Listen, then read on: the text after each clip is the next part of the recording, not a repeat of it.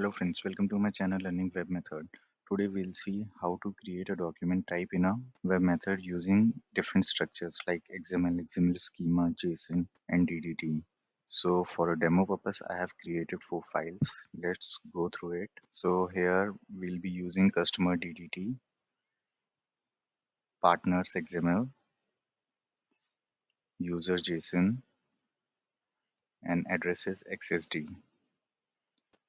Now let's create the document type from these files. Steps for creating the document type is same for all the structures. Only thing we have to make sure is that the structure of all the files are valid. So first step is to create the select document type.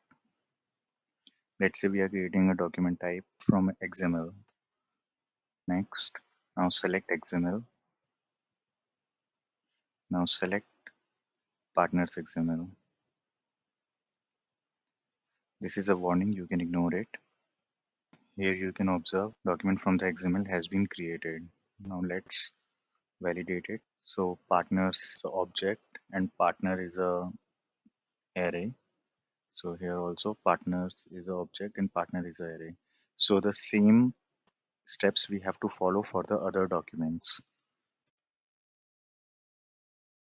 Select JSON here for creating a JSON document from the JSON. Now select user JSON. Next, keep it default and finish. So this way we can create the document from the JSON. Now let's create a document by using DDT. Select DDT here. Next, let's say customer DDT.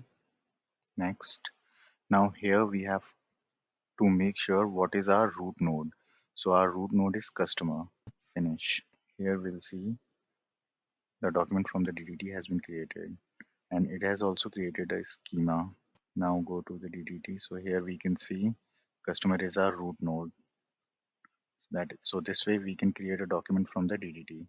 Now the same way we can create a document from XML schema. Select XML schema.